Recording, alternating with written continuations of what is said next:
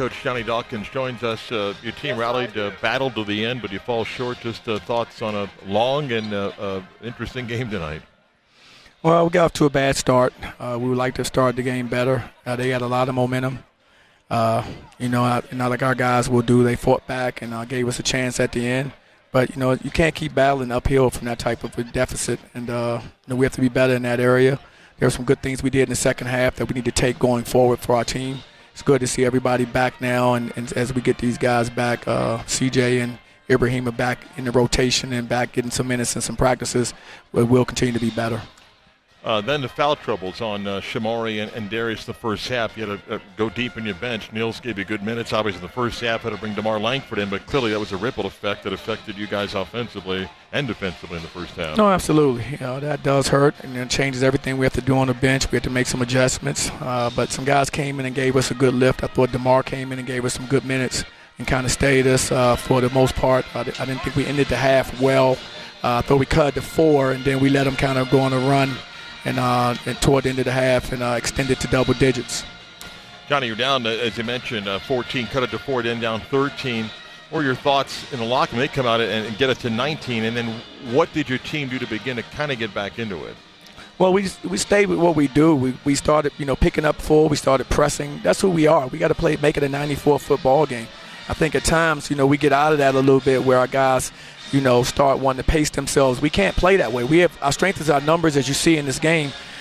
We need to play 10 bodies, and we play 10 guys versus the other team's 5 or 7. That's where we're at our best. But if we try to go 5 for 5, with some of these teams, and I don't think that's a strength of ours to the level that some of these teams talent-wise has. They did some things offensively where we had some defensive breakdowns. The pick and roll they worked, and then a couple dribble drive penetrations. What happened from a defensive standpoint? Well, we had some miscommunication. We had good coverages on those things when we worked on it for several days. We knew what we were supposed to do, and we just didn't do it. I mean, I think we fell asleep or guys lost focus, and they were able to complete the play. And you give them credit. They're really good basketball players. They understand the game, and they make good plays. So.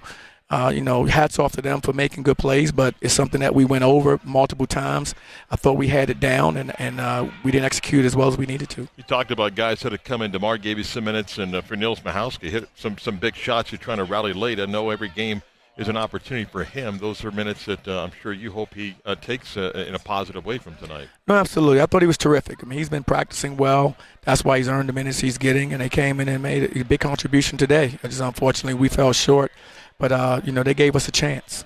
Did anybody have any issues with the air here tonight, Coach? Could you tell, were you subbing because of perhaps some guys winded?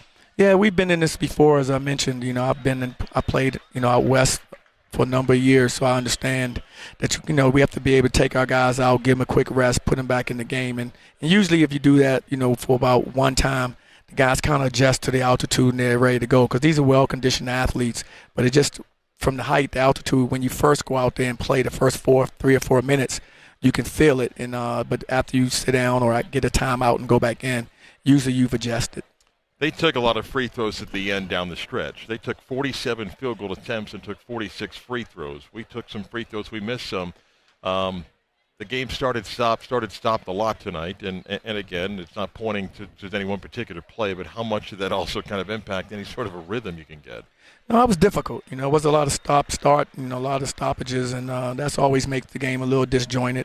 This game is made to have flow, and when that happens, it kind of can throw you out of rhythm. And so, of course, that's something that we had to battle through as well. We come up short in this road trip. Now we go back home. Cincinnati, they battled. They lost tonight to Iowa State, and we know every game's a tough game. An extra day off. We get a long flight home tonight. Message to the team, and what do you think now as you move forward? As to teams, we've got to be better. We have to take the things we did in the second half and carry them forward as we go to our next opponent. That's how we will get better. That's how we will grow. And the things we have to do better, we have to make sure we don't put people on the lines 46 free throws. We got to play our D without fouling, negate hustles, and give the other teams points.